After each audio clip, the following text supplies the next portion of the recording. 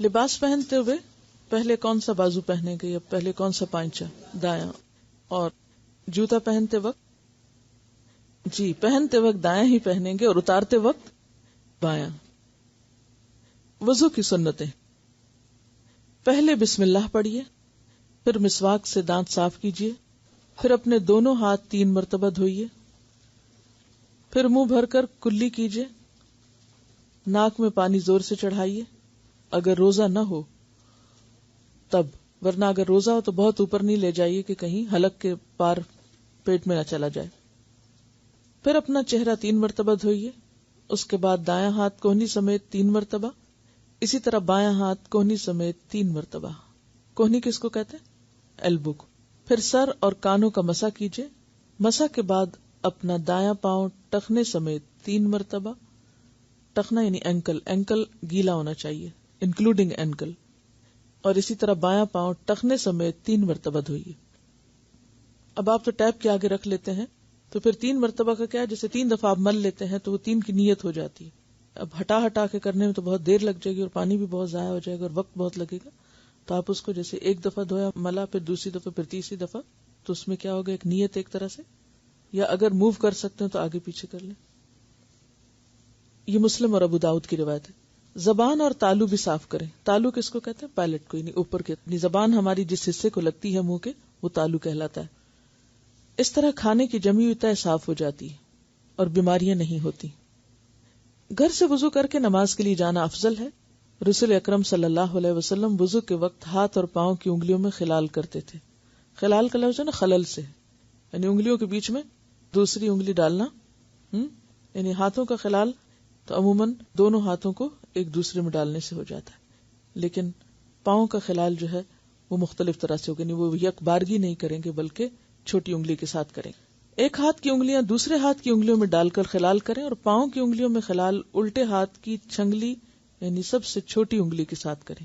چھنگلی کا کیا مطلب ہے؟ چھوٹی انگلی. 6 یعنی چھوٹی کے لیے اور انگلی تو چھنگلی چھوٹی انگلی یعنی چھٹی انگلی نہ سمجھیں.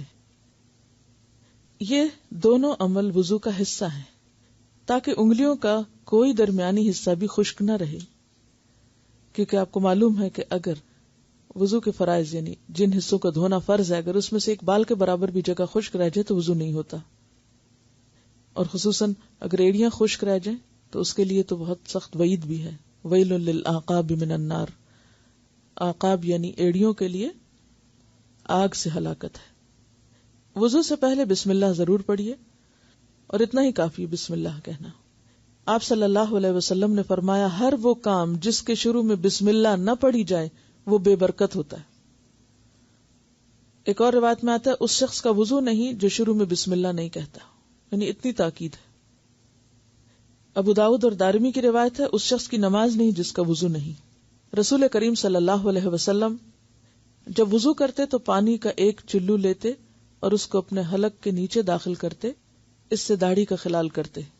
یعنی داڑھی کا خلال کیسے ہوتا ہے؟ چلو پر پانی لے کے نیچے سے اس کو بالوں کو گیلا کرنا. اور فرماتے مجھے میرے رب نے اسی طرح کا حکم دیا ہے. قیامت کے روز میری امت کے لوگ ایسی حالت میں آئیں گے کہ وضو کے اثرات کی وجہ سے ان کے چہرے، ہاتھ اور پاؤں چمکتے ہوں گے.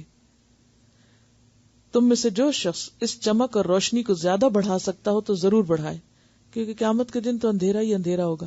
آپ سب نے وہ روز قیامت کیا ہوگا سن رکھا ہوگا کہ ہر شخص کے پاس روشنی اپنی اپنی ہوگی، کوئی کسی کو اپنی روشنی نہیں دے گا. تو اسی لیے آپ نے فرمایا جو اپنی روشنی کو جتنا چاہے پھر بڑھا لے.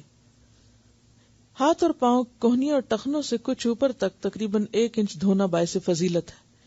یعنی صرف ٹخنوں تک نہیں، ٹخنوں سے 1 انچ اونچا لے جائیں. صرف کوہنیوں تک نہیں، کوہنیوں سے 1 انچ اونچا لے جائیں. کوشش کریں کہ ہر نماز کے لیے تازہ وضو کریں اور ہر وقت باوضو رہیں، لیکن ہر وقت باوضو رہنا فرض نہیں، پسندیدہ ہے.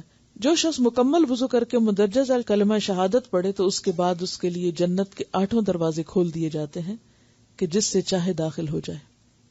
ابھی آپ دیکھیے کہ چند الفاظ پر مشتمل یہ کلمہ، اور آپ کو یہ کلمہ آتا بھی ہے، لیکن ایک چیز کا علم ہونے کے باوجود اگر وہ عمل میں نہ ہو تو کیا فائدہ ہے اس علم کا؟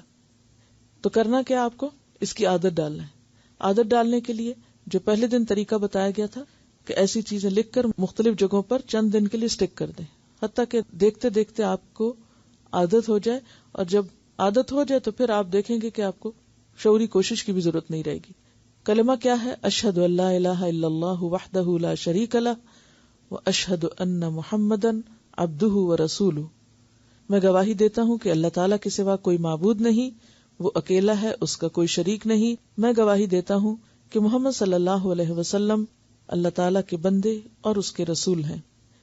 ترمذی میں ورسولہ کے بعد اللہم اجعلنی من التوابین وجعلنی من المتطہرین کے الفاظ کا اضافہ بھی ہے، اے اللہ مجھے توبہ کرنے والوں اور پاک رہنے والوں میں شامل فرما لے۔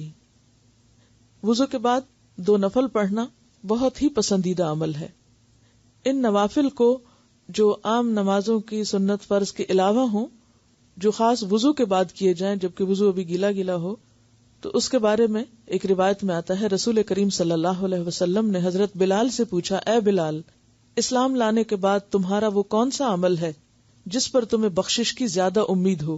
کیونکہ آج رات یعنی معراج والی رات میں نے جنت میں اپنے آگے آگے تمہارے چلنے کی آواز سنی ہے۔ عرض کیا، مجھے اپنے اعمال میں سب سے زیادہ امید اپنے اس عمل سے ہے کہ دن ہو یا رات میں جب بھی وضو کرتا ہوں تو جتنی اللہ کو منظور ہو نماز پڑھ لیتا ہوں، یعنی نفل پڑھ لیتا ہوں۔ اگر دیکھا جائے تو یہ صرف نماز کی محبت کی بات ہے اور شوق کی بات۔ بہت سے لوگوں کو تو فرض پڑھنا بھی بھاری لگتے ہیں، لیکن جن کے اندر نماز کی محبت ہے ان کے لیے کچھ مشکل نہیں، اس لیے کہ ہارڈلی 5 منٹ لگتے ہیں 2 نفل پڑھنے میں۔